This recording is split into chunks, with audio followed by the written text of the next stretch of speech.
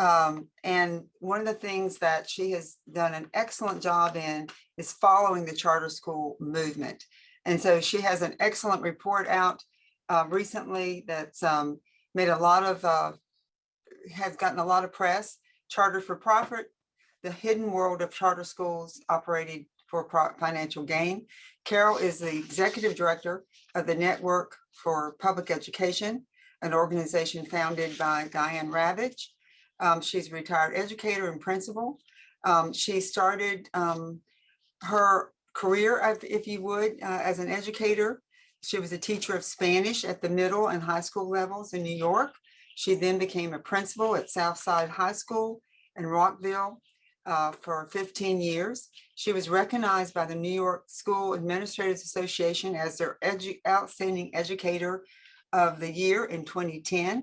And in 2013, she was again recognized as the Outstanding Principal of the Year. In 2018, she was honored as the Outstanding Friend of Public Education by the Horace Mann Association League. Carol has co-authored 2 books on educational equity, and her 3rd book on the same track, How Schools Can Join the 21st Century Struggle Against Resegregation, is available now through the Beacon Press. I recommend this book highly. She is the author or co-author of numerous journal articles on educational equity. She has served as an expert witness about school desegregation for the U.S. Department of Justice, and she's a frequent guest blogger for Answer Sheet that is produced by the Washington Post. So I'm really proud to introduce my friend, Dr. Carol Burris, today, and let her talk a little bit about school choice and charter schools. Carol? So Carol, thank you for joining us. You didn't hear our great presentation about you, but we are so thrilled and proud to have someone as dedicated and passionate about public education and the advocacy work that it takes, and the time and the heart. And so Carol, thank you so much for being with us, and I'm going to go off camera and let you get started. Thank you. Thank you so much, Yvonne. And thank you for that nice introduction. I did hear it. I was just on mute. So today I'm depressed to talk about school choice because the landscape of it is worse than ever before. But at the same time, I'm grateful to be here to talk to everyone in North Carolina, because you are certainly one of the hotbeds of the school choice movement. Could you advance to the next slide, please? Right. So, you know, everybody hears all of the rhetoric all the time, right? About voting with your feet, and don't let a zip code determine a child's life, or all of the things that the school choice movement says. And they try to pretend that the movement is about equity. But we've been studying that movement at the Network for Public Education for quite a while. And I can tell you clearly that based on our observation and evidence, school choice has never served as an effective policy lever to address inequitable opportunities in schooling. In fact, it tends to make things worse. And that I also believe that providing better schools for disadvantaged students has never been the objective of those who are promoting school choice. And I'm going to provide some of the evidence of both of those contentions as I speak with you today. Let's just talk about that whole lever first, about the idea of choice as being an effective policy lever to address inequity. As you heard in my biography, I won some awards, and that's not as important as what I won them for.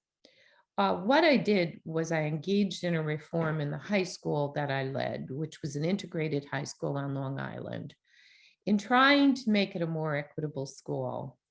What I had observed in a teacher working in a different district in an integrated school was that the system of tracking was producing great inequities. I was able to walk down the hall of the school, and I could tell you what the track level was by looking at the color of the skin of the children that were in the class. And it made me very angry because I knew that the best opportunities for learning were not going to all children. And so I moved over to Rockville Center that had recognized the problem and was really trying to engage in that reform. But what they did was they narrowed everything to two tracks, great, good progress, eliminated the low track, good progress, and then let choice be the mechanism to make the rest happen. Well, guess what? Nothing got better. We still saw overrepresentation of Black, Latino, poor, special education students in the lower track. And what happened was the higher track became the white flight place that the white and more affluent children in the district went. And we shook our heads. We thought, this is horrible. This isn't what we wanted at all. So what we did eventually was we got rid of tracks and we put all of the kids in the same track with a rigorous curriculum, but also providing a lot of support for struggling learners. And that was what finally worked. And, when you think about it, you go, well, gee whiz, if you give everybody choice, shouldn't that make everything right and fair and equitable and integrated? Well, the truth of the matter is it doesn't, for some very complicated reasons that we don't necessarily have the time to discuss.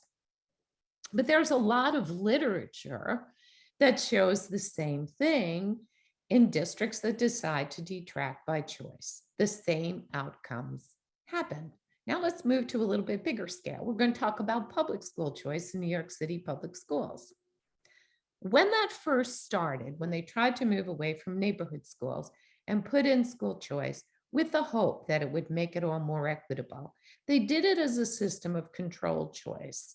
In other words, they used test scores and they used SES, we're no longer allowed to use race, to try to better integrate the school. And they had some good progress with controlled choice. And then in came Mayor Bloomberg, who decided to just make it a free-for-all, right? He not only got rid of any of the screening that was creating diversity, what he also did was he started to put in, different standards for schools. So some became more elite than others. And it made matters absolutely worse. Choice in and of itself does not bring equity. It needs further intervention. And that's not what the choice movement is about. So then when you start to add charter schools and vouchers and all of their different screens that we're going to talk a little bit about today, it just makes matters worse. Second, providing better schools for disadvantaged students has never been the objective of the majority of people who are proponents of school choice. That does not mean that some charter schools, for example, don't really care about equity, and people that are running them are trying to do a good job. But when you look at the movement as a whole, especially as it's been hijacked by the Republican Party, which is a libertarian reactionary party at this point in time, you see that what they're about is not about equity. What they're about is about destroying public education. There was recently an article that my husband showed me yesterday about a gathering in Virginia, and they had a speaker from Florida. And what she was saying was because of CRT and because of masking policies, what's needed now is an exodus from the public schools, right? What's happening now, which is really frightening, is that we not only have the forces from without, with charters and vouchers, trying to destroy public education by pulling students away from the public schools, we now have forces within our public schools as reactionary boards are elected that have as their objective the destruction of public education. And when you think about the narrative of all of this, if we can move to the next slide, I like to think of it like this. This cartoon that I kind of tweaked a little bit, I think tells the story well, right? This is what the privatizers' narrative is, right? They say public schools are a sinking ship. They are being destroyed. They are destroying children. And that what we need to do is we need to throw out as many life rafts as possible. Some of those life rafts are charter schools, vouchers, virtual schools, and I would add homeschools, which are growing in popularity, to the mix. And the idea is that somehow, if we provide all of these alternatives and kids leave that sinking ship, well, the ship will right itself. The tide will lift all boats. The really terrible little charter schools and voucher schools will close, right, through this competitive model, as well as the public schools will close, and suddenly the whole system will get better. Well, the problem with that is that this has been an experiment that's been going on for 25 years at an accelerated rate, and none of that has happened. But still, that myth and that narrative persists. Now, what I'm going to focus on today is Yvonne asked me to focus on just one aspect of this, which is the charter school movement.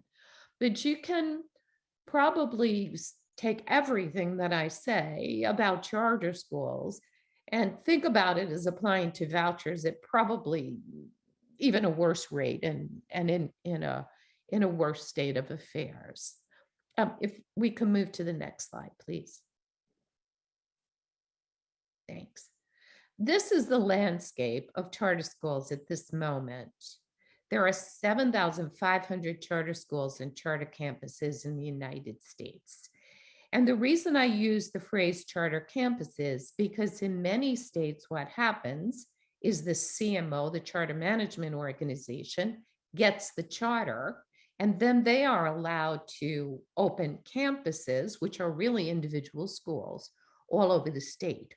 This has become a huge problem in the state of Texas, where you have Governor Abbott and his administration actively attempting to destroy the public education system using this charter campus model. Story that was just recently in the Texas Monthly, very important for you to hear. There's a district in Texas called Cleveland. It's experiencing huge growth. It's experiencing that growth because it's an exurb of Houston, and Houston itself is expanding. So the superintendent of the district went to Austin, pleading the case for more school buildings. He's at capacity. Everything is overflowing. What do instead? They send in a charter chain. They send a charter chain into the district to be the place where all of those kids would go and to compete with the public schools that are there, draining funds. And this particular charter school also offers a trilingual program. The public school district offers a bilingual program in Spanish and in English, because the majority of the students in the district are Spanish speakers. This particular program also offers Chinese, despite the fact that there's not a large Asian American population. We'll get back to that and the motivation for things like that in just a moment. Well, these 7,500 charter schools now enroll about 3.5 million students in the United States. They experienced a huge surge between 2019, 2020, and 2020, 2021. You may have seen the report, Voting with Their Feet. We're doing a deep dive in it right now, and I'm going to have an article in the Washington Post, hopefully pretty soon, about this. I will tell you, almost all of that growth is in virtual charter schools, which are the worst of the worst. But that's a topic for another day. Over 15% of the charter schools in the United States are run by for-profit organizations. Whether for-profit or nonprofit organizations run them, increasing numbers of these schools are run by chains. You know, the original vision of the charter school, that was a mom and pop school, that was a place where teachers and parents came together to innovate, come up with creative programs, that's been hijacked completely. There are fewer and fewer of those charter schools around.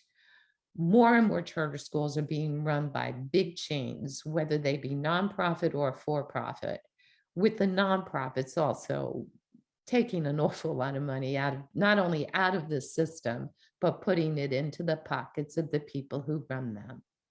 You always find in the charter schools run by chains, high administrative costs, much higher amounts of funding going to administrative costs than you find in either traditional charter schools, your brick and mortar charter schools, or your district public school systems.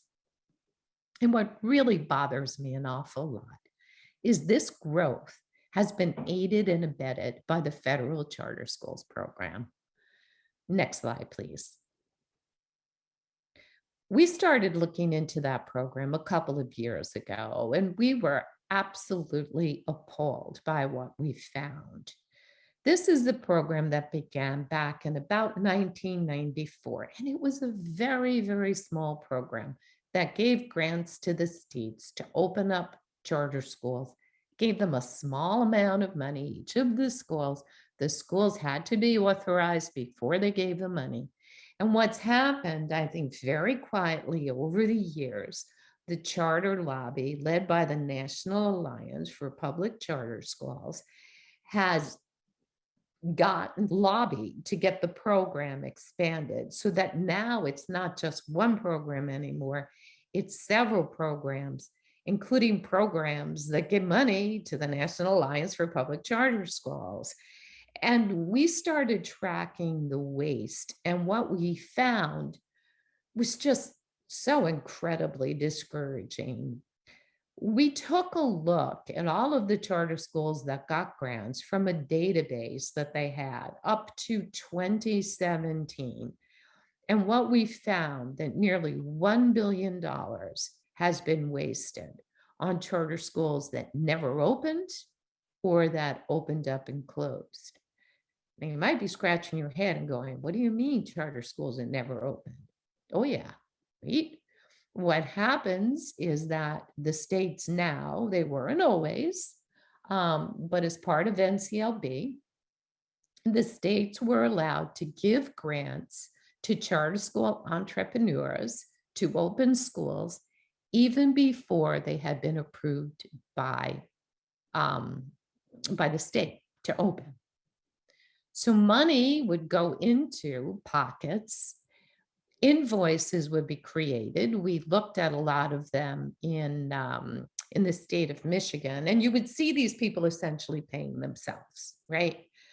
Writing and purchasing laptops, not just one laptop, 6 laptops to open up a school. I don't even understand how those kinds of charges got through, but they did. And it was about 17% of these grants, according to Betsy DeVos, actually, have gone to schools that have never opened up at all. And then a lot more funds have gone to schools that have opened up, but then have quickly closed within a number of years. And what we did was we tracked that as well. Next slide, please. And what it made us think about after we did that report is, well, how long do charter schools even last, right? We all read the stories about schools closing, but then there are all the stories about schools opening. So in its annual report, the National Alliance for Public Charter Schools would say, well, yip-de-doo, you know, X number of schools closed, but X plus 500 schools opened, right? Giving the appearance that this was sort of a stable marketplace, but not really taking a look on how many charter schools close over time and how long they actually stay open. So what we decided to do was we decided to look at it using a cohort model, meaning that we would look at all of the charter schools that opened during a particular year, and then we would track whether or not they closed, and if they did close, how long it was after they opened that they closed. And we worked with a researcher, Ryan Flager, who was wonderful, who really dug deep into the data. So, you know, we didn't even do the analysis, Ryan did the analysis. And what we found was really appalling.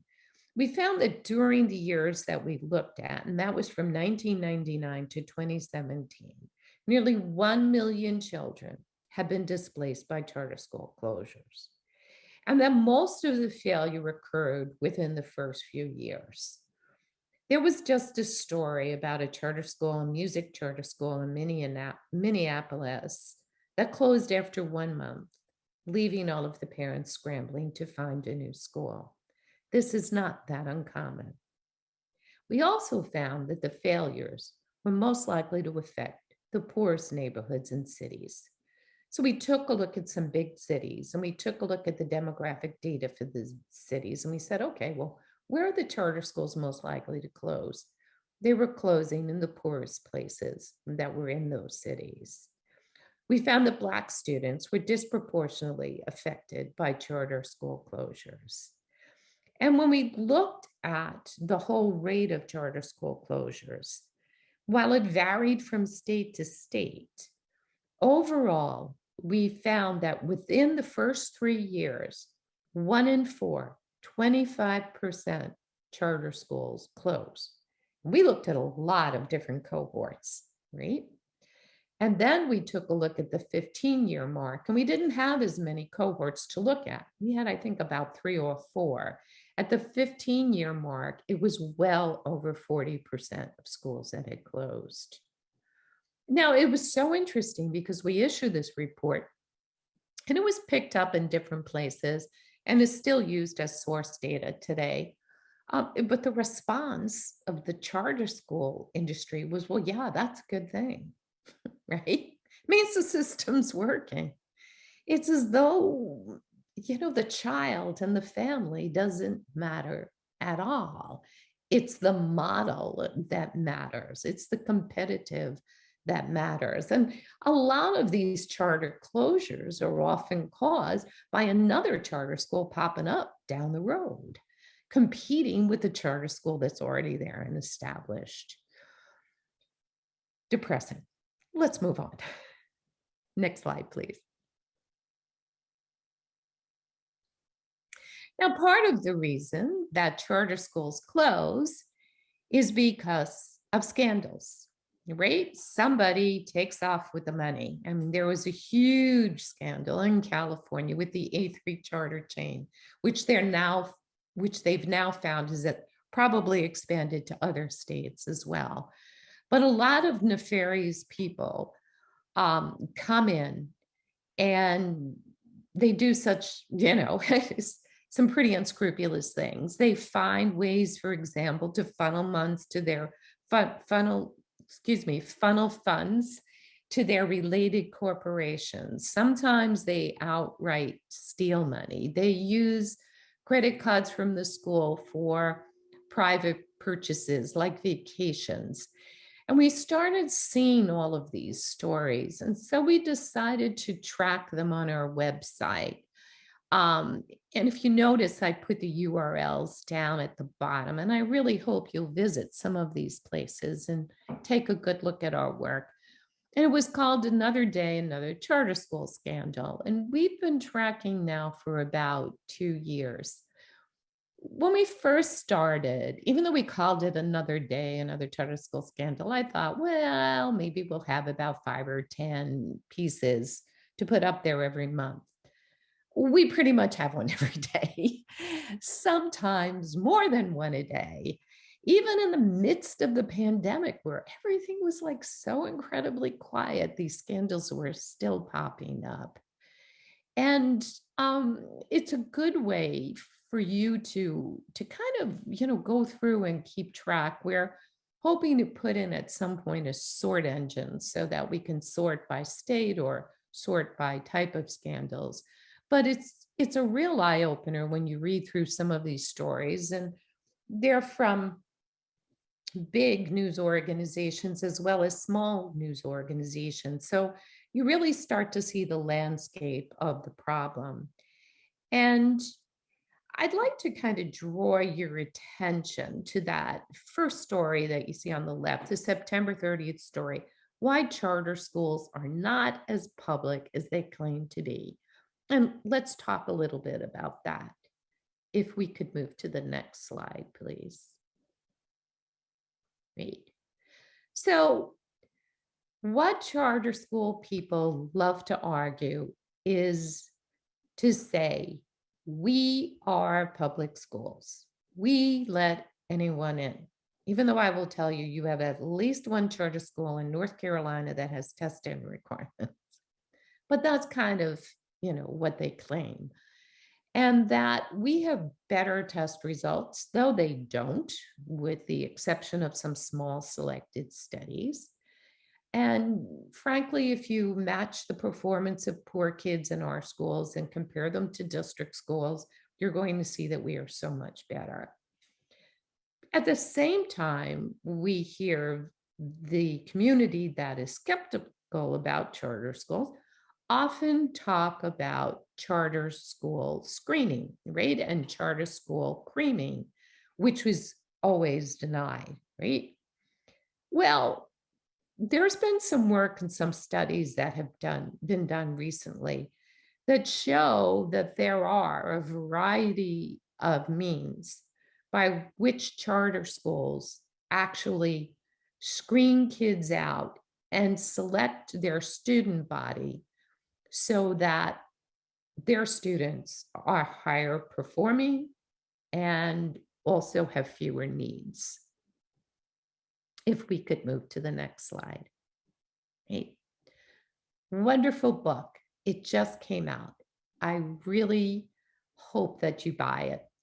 And it's called School Choice: How Charter Schools Control Access and Shape of Enrollment. It was put out by two wonderful researchers at the University of Colorado, Wagner Momandy and Kevin Wellner. And I will tell you, but I know both Kevin and Wagner, and sometimes I debate them because they tend to be a lot more positive about charter schools than I tend to be, and a little bit less cynical. But nevertheless, they argue in this book, and they provide compelling evidence that there are deliberate choices that charter schools make that result in a student body that is not necessarily reflective of the district schools. And what they do is they identify essentially 13 factors, which you see listed in the infographic on the side. Some of them are things that the charter school does before students actually enroll. Description and design. Which niche are they appealing to? Think back about what I said about it's called the International Leadership Academy of Texas, which is the chain that is moving into the Cleveland School District. It offers 3 languages: English, Spanish, and Chinese in a trilingual program. Now, who is going to be attracted to programs in Chinese, right? I mean, I think we know. They're trying to get more affluent parents who maybe have aspirations of their children working in international business. So by design of the program, they are seeking to attract kids who are lower needs, probably whiter student body and probably more affluent, right? And we see that a lot in a lot of the charter schools. We see programs that are heavily emphasize STEM. And if you look at the demographics of some of them in your own state, you'll see that there is a big difference in the demographics of the kids who attend those charter schools and the kids who attend district schools. There are schools, for example, like BASIS in Arizona. BASIS is a school that it's all about academic rigor. So it requires its students to take AP courses and AP tests beginning in middle school. And this continues through middle school all the way through high school. And then they add the draconian feature of retaining kids who don't pass the AP tests, right? So you can start to see what happens over time and who that appeals to. In the state of Arizona, 3% of the students are Asian American. In BASIS charter schools, the percentage of Asian American students is 33%. There are no more than a handful of Black students in BASIS schools. Students who are Latino, the rate is about a half. And there's a large overrepresentation of white students in BASIS schools. So by designing some of these programs, what the charter schools are doing under the guise of innovation is actually culling a student body that is very, very different than the rest of the students in the district. They talk about where the school is located, about site, and about transportation. And you'll see that, for example, how do the kids get to the charter school? Well, some of them offer transportation. And in some states, for example, in the state of Pennsylvania, the district is required to pay for transportation. However, in some states, that's not the case. It's not the case in North Carolina. So rather than using funds to provide transportation to bring poorer kids to the school, what they do instead is they don't offer transportation at all, or they have what they call cluster bus stops that require parents to drive many miles, especially in more rural communities, to even get the children to the bus stop. Then there is also, the whole idea of, do they participate in the national lunch program? We're going to be talking more about that when we talk about North Carolina charter schools. Now, nationally, 95% of all schools that are either public schools or charter schools participate in the national lunch program. It's 95% combined, with a higher rate in public schools than in charter schools. And this is the program, of course, that provides free reduced price lunch programs for students. Well, a lot of charter schools, BASIS charter schools being one of them, they don't participate in the program. Therefore, if you need a reduced price lunch for your child, and there's no lunch program at all, as in the case with BASIS, what happens is you have to pack a lunch every day and you have to spend the money for the lunch. That discourages families that are poor from attending the charter schools. Others rely on charity, and we'll talk about that a little bit later. There are all kinds of different pieces too. There's the requirement that parents have to volunteer.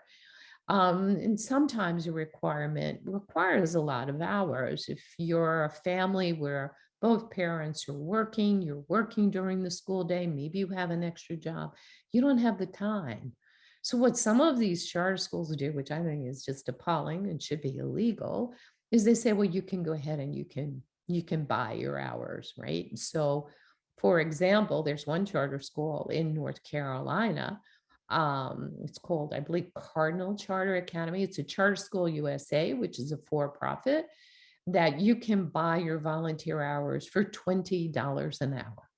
$20 an hour, you can opt out of your volunteering obligation of 20 hours over a particular period of time. I mean, the minimum wage in North Carolina is $20 an hour. I wish it were. So where they come up with that, I don't know, but certainly that's going to be a discourager for parents who don't have a lot of income. There are subtle ways that we know that kids are being pushed out of the charter schools once they start. Some of it is through the use of grade retention. Grade retention is heavily used by a lot of the charter school chains, including the IDEA charter school chain, Success Academy charter school in New York City, as well as schools like BASIS, and some of the other more rigorous charter school chains. And everybody knows that, grade retention is horrifying for kids. I mean, if it's one of the things, it's the second greatest fear after public speaking that little children have. No one wants to be left back. And the charter schools use it, and what it does is it works to their advantage in that kids leave the school who are not being academically successful. Or what happens is they're put back into the pool so that when the tests come around again, and the test scores, of course, are their measure of performance and what they always tout. Well, now, sort of like the Florida retention policy, if you give a child an extra year, their reading is going to improve, especially in the early years. So it's a way to pump up their results. Then certainly the discipline and punishment of many of the charter schools is a huge factor. Success Academy uses it, where they suspend kids for just minor infractions. The earrings are too long. They're not wearing the right color shoes. They talk online. They engage in normal student behaviors, and the mother is called up or the dad is called up time and time again. Now they're leaving work. If they're being paid by the hour, it's not an easy thing to do. They're losing income and told to pick up their kid and bring them home. And it's again a way of pushing kids out. And it's interesting too in many of the cases, because one of the scandals that was uncovered with Success Academy was that one of the principals' got to go list was revealed.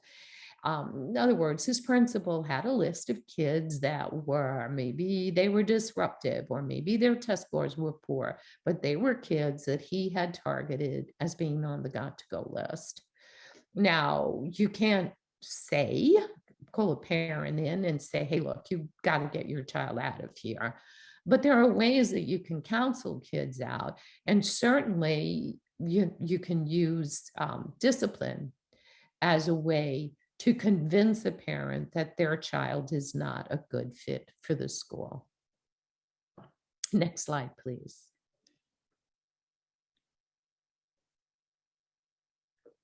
So let's talk a little bit about North Carolina.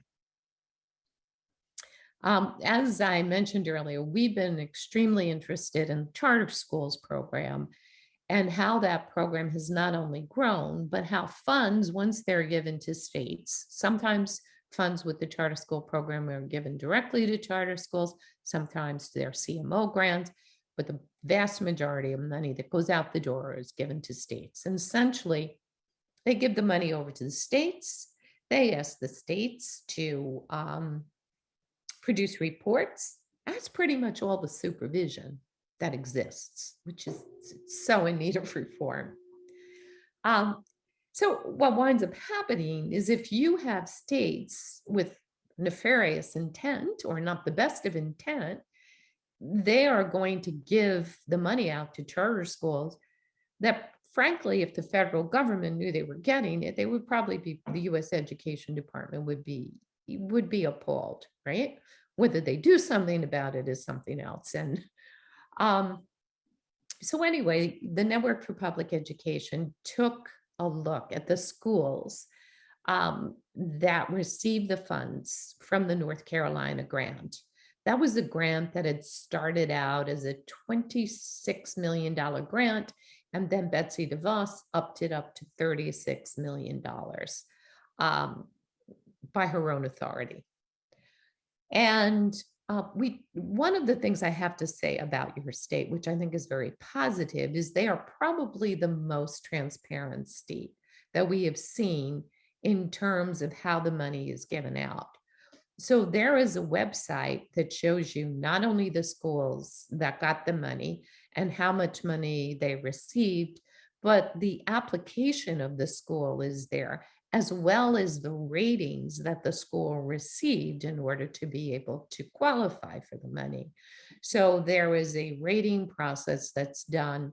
It's a mixture of outside evaluators, that the Department of Instruction chooses, as well as members of the Department of Instruction that are making the decisions on who gets the money to either start a new school or to expand a school they have. In your round, everything was supposed to be about making educationally disadvantaged students more able to go to charter schools, right? So that was the theme. Educationally disadvantaged students, meaning students that are economically disadvantaged, students, meaning students who are eligible to receive free or reduced price lunch, which is the biggest bulk, and also special education students and English language learners and homeless students. So all of the schools that applied, you would think would have had a good track record and had a really good plan to increase those numbers. Well, what we found out was that 26 of the 29 CSP grantees who already had economically disadvantaged data posted on the North Carolina website, so these were essentially your expansion grants, had more than a 10% gap between the school and the district, right? So for example, if the school district had 50% of students who were economically disadvantaged, the charter school had 40% of its students. That's 26 out of 29. So it's almost all of them. In 12 cases, there was more than a 40-point gap. That's huge. That doesn't happen by chance. And then we started to look at the applications and what they wrote, because one of the questions is, what do you do to provide free or reduced price lunches for students? 24 of the grantees either do not or will not participate in the National Lunch Program. And remember what I said before, 95% of all schools, even many private schools, participate in that program. And what they would say in their application is, well, our school hasn't started, but we have no intention of participating. So what do? One school said, well, we have a food closet. So we put extra food in the food closet for children who need it. One school said that they catered lunches at, I'm trying to think of the name of it, Jimmy John's or something. It was a barbecue place and Panda Express.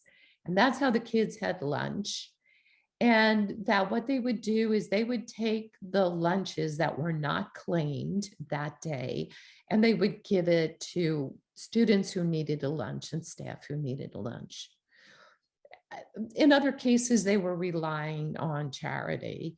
They didn't even seem to have a very good way to identify which students actually needed the lunches. Parents were, I guess, supposed to tell, we're supposed to tell them whether or not they needed them.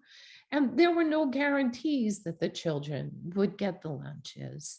I mean, I found that to be appalling when you're applying for a grant that says you're going to increase the number of economically disadvantaged and educationally disadvantaged students in your school. And then there was the whole idea of white flight. As you probably know, as North Carolinians, the majority of charter schools in your state are majority white. This is highly unusual in a state that is diverse as your state is. So over 50% are majority white. 5 of the sub-grantees that got these grants are among the top 10 disproportionately white charter schools in the state, exceeding a 40-point gap. One of the schools, Hobgood Charter Academy, was a private voucher school that served as a white flight academy for many years, and they gave them the grant. Other factors that we noted in the ways that the schools would act against bringing more educationally disadvantaged students to the school was an over-reliance on carpools. And yet the raters would go through and they'd read this and they'd say, well, this isn't really a great idea, but they would give them the points anyway. So a lot of the schools were relying on cluster stops or on carpooling itself in order to be able to get kids to the school. Exclusionary disciplinary practices. One of the awardees actually engages in corporal punishment, as well as, we took a look at some of the handbooks of a couple of the schools where for just the smallest infraction, kids were suspended out of school. We saw lots of mandates for parents to volunteer, including the school that I talked about before from Charter Schools USA that says, well, either you put in these hours or you buy them back. Even though they were all talking about wanting to increase their number of students whose first language was not English, there was an appalling lack of information in Spanish on not all, but nearly all of the grantees' websites. So, and then in 2 cases, which was really amazing, and we put in a complaint with the Office of the Inspector General, there was a minimum amount of points that the schools were supposed to get in order to get the grants. And in 2 cases, they fudged the points. I mean, we went through the raters' documents. We saw the number of points that they were given, and then they upped the number of points in the cover sheet. Next slide.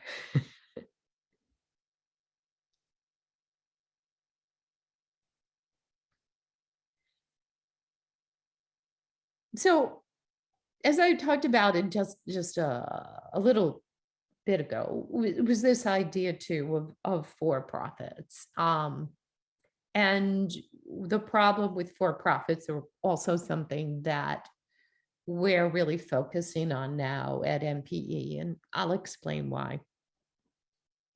The only state that allows a for-profit charter school per se is the state of Arizona. However, the majority of states allow for-profits to manage the charter schools.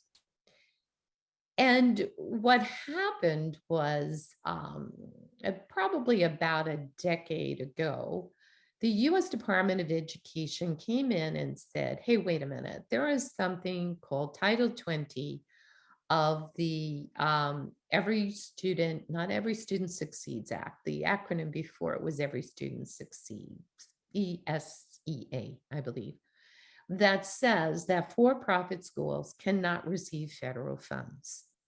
And so they went after a lot of the schools in the state of Arizona. And those charter schools, it was the Leona Group and a bunch of the other chains, they went and they challenged the ruling in the court. The courts upheld the US Department of Education. And so they were going to lose federal funds unless they did something different.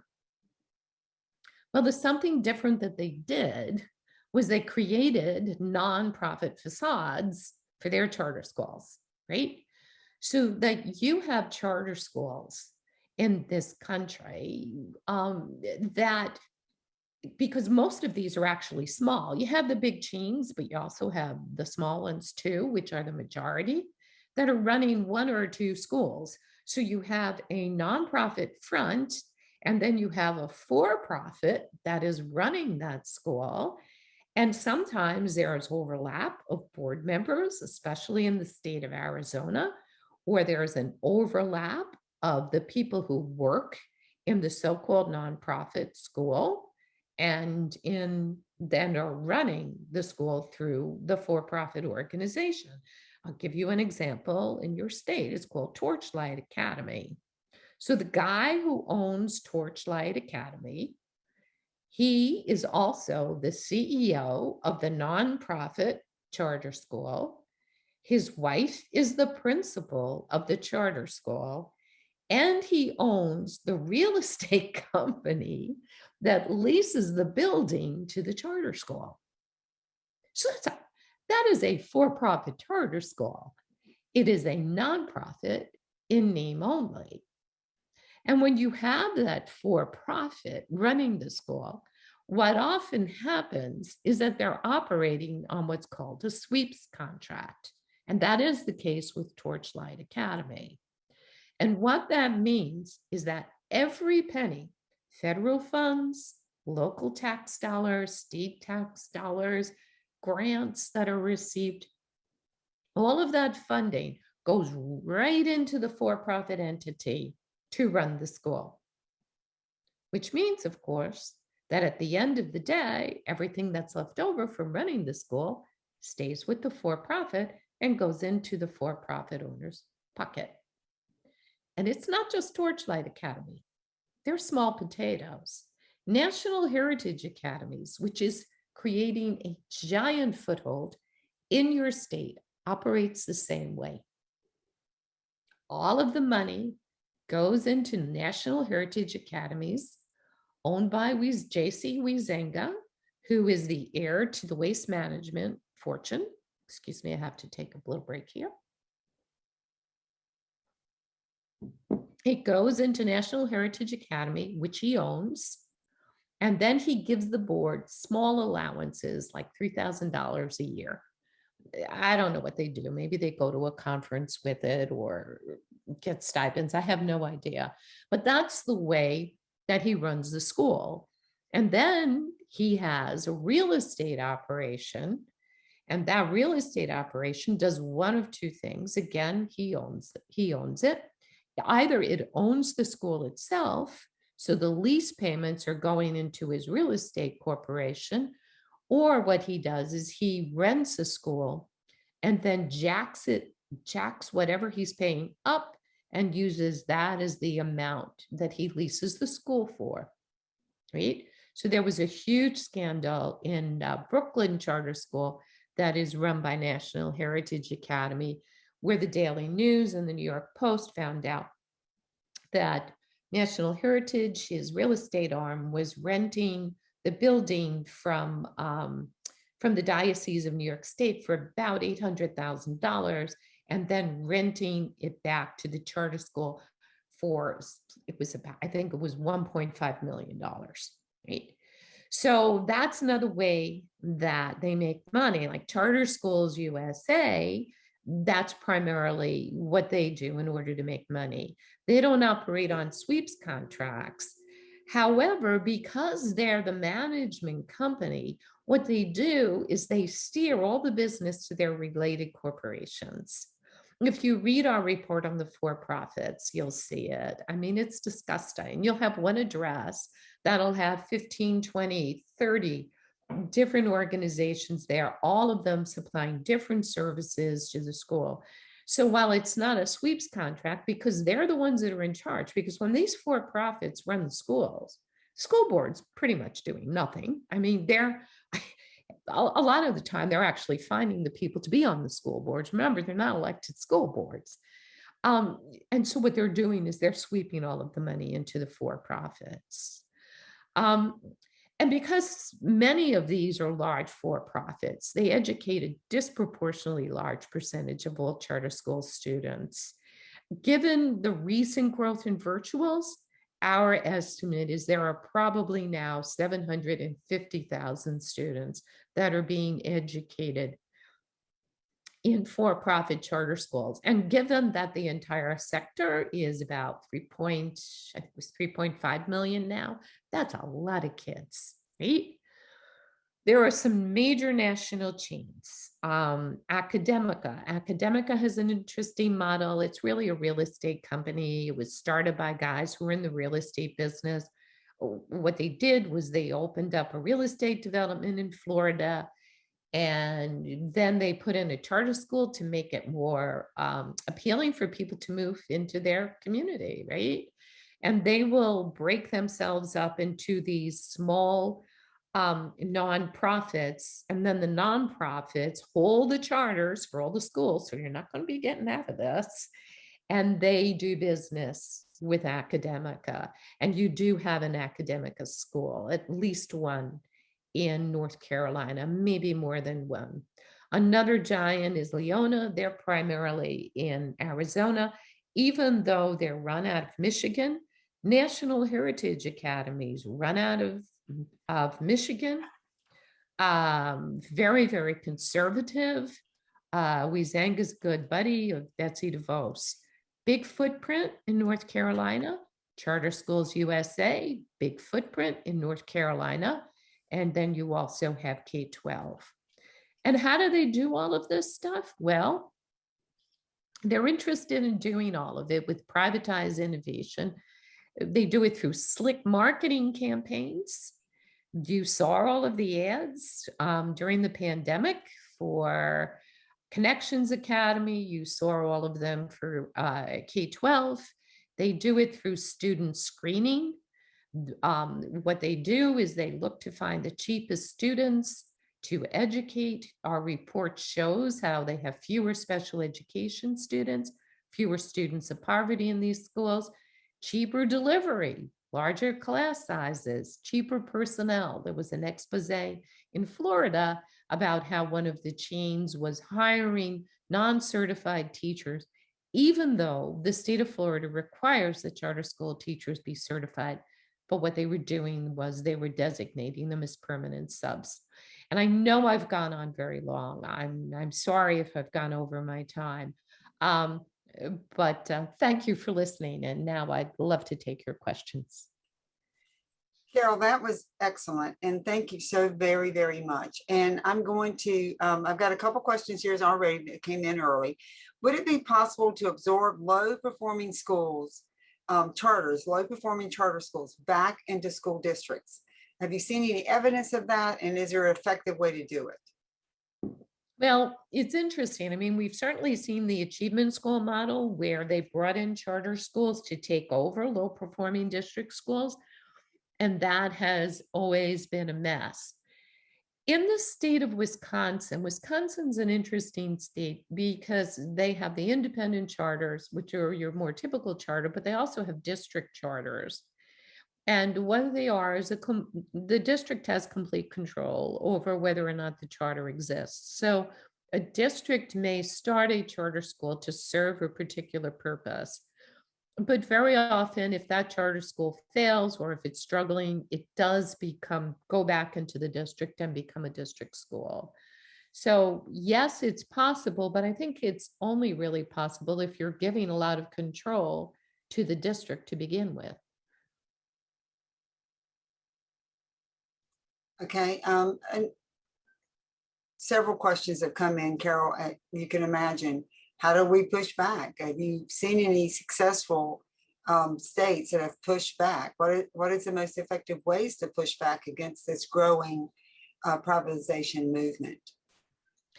Well, I think probably the thing that we're working on now, and we'd love to have your help, is in pushing back on the federal charter school program grants.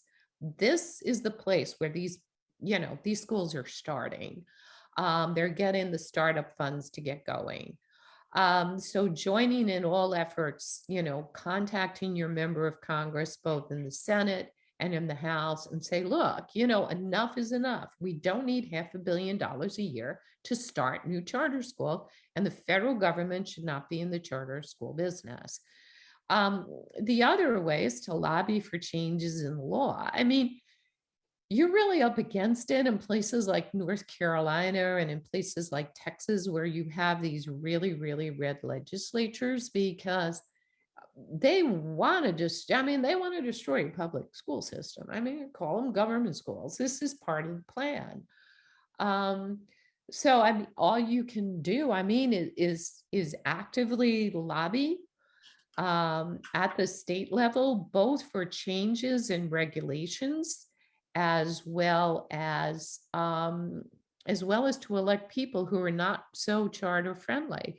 The other thing, and I meant to bring it up before, and it's so important, the House, when it passed the proposed budget for 2022, it put in an incredible clause. It's called Section 314. What this would do is this would close the loophole regarding charters that are run by for-profit. And it would say that if you are run by a for-profit, you cannot receive federal funds. Now, it passed through the House, but what we have to make sure is that it continues.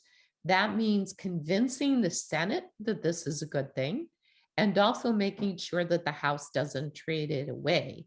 And it's especially important for you to know in North Carolina, because I am telling you, you are having a growing for-profit sector. You know, these grifters, they love nothing better than sunny places for shady people.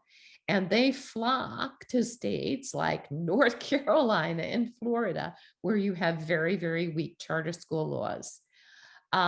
So you're seeing a big move. There's a for-profit chain out of Florida called Charter One that is now starting to manage a lot of your charter schools, both existing charter schools as well as new ones they've started. So working to make sure that 314 stays, doing your own local lobbying, doing parent education. Here's an effective piece for any school board members who were on. One of the things that a wonderful superintendent in Bethlehem, Pennsylvania does every year is he shows the people in the district how much of their tax dollars are going out the door because of charter schools. What he does is he figures out what it would cost if all of the kids came back from charter schools and went back into the district schools. And then he juxtaposes that with the amount of money that he loses to charter schools every year. And he shows all of the savings that would be accrued if there were not charter schools and the kids were in the district schools. You know, I think that even conservative parents, nobody wants to see their tax dollars wasted, right? So it can become a financial argument to stop charter school growth. So Carol, one thing that frustrates a lot of folks about this issue is that the people who defend charter schools, you know, how do we talk concisely to people who defend charter schools, especially if they think they're helping low income or children of color. And they often actually use New York as an example where charters do serve a lot of children of color or low income. And so, you know, we struggle with a concise way to get people to understand. And we have two audiences. One is the taxpayers, the public who don't have children in the school system. But equally frustrating is talking to parents who see charters as the only way to alleviate concerns they have with the public school system. So how do we do this concisely? What is the best way we can do it? You're an expert at talking to parents from being a teacher and a principal and in your new role. Any advice for us? I think there are two arguments that I would make to those parents. One, I would show them the facts about your charter schools. You know, if they're making the argument that this is helping kids based on equity, there's plenty of data to show that what they're actually doing is they're making your schools more segregated. And that's a problem on several levels, right? One, you have funding levels that are going down. That means that your public schools can't afford some programs anymore, right? So what happens when you have to cut services? What goes first? The arts, STEM. Let's say, for example, a charter school for musically talented students pops up in the middle of a district. What's going to happen? All of the kids with musical talents are going to flock to what they see as a specialty school. How are you going to be able to offer a good musical program for the kids that are left behind? As few as they probably will be. Same thing with charter schools with STEM, right? So you not only have white flight to the charter schools, in North Carolina, you have a lot of bright flight to the charter schools. In terms of equity, the statistics are what they are. It's not having a big impact in terms of equity. It's having just the opposite. They cite New York, but I would say, well, yeah, they are predominantly students of color because almost all of them are in New York City, which is a district which is predominantly students of color. However, the student body that goes to these charter schools are very carefully culled by the practices because most of them are no excuses charter schools. So, I mean, I think that those are the best arguments I can think of. The taxpayer argument, I think, is really the best argument I've heard, is to figure out how much money would be saved if the kids came back to the district schools. And Very good. that's going to affect people's property taxes. Right, very good. So, you know, a lot of folks in North Carolina, we're a very red state, we're very gerrymandered. We have a conservative legislative leadership at this point. We're very concerned with how to effectively stop the movement to privatize our public schools.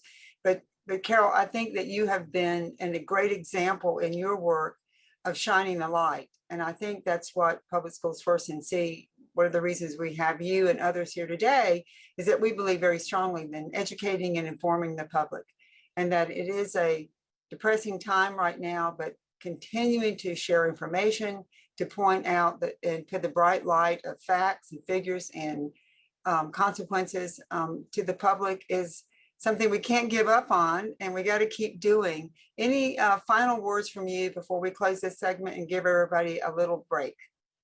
Yeah, I think one other thing that I would say in terms of strategy that just occurred to me is we're now working with someone who has a good background as a lobbyist. In fact, he used to lobby for the other side, which is kind of interesting. And one of the things that he always says, and I've heard this from others as well, is the compelling stories make a difference. You can hit people with facts and figures. I tend to be moved by that because that's me, that's who I am. But most people are moved by the compelling stories. So find those stories of scandal, find those instances like Cardinal Charter Academy, which is requiring parents to pay more than the minimum wage, right? This, or Torchlight Academy, where the guy is taking all of the money, you know, as well as using corporal punishment in his school. You know, find those stories, talk about them with parents, get newspaper reporters to follow up on them, and also, you know, put them forward when you meet with legislators, and use them as a call for reform. Well, Carol, this has been a really great conversation. I really appreciate all the work you're doing. Carol and I are working to get pushed hard back against the federal grants to the charter schools. We're working very hard with the elected congressional members in North Carolina.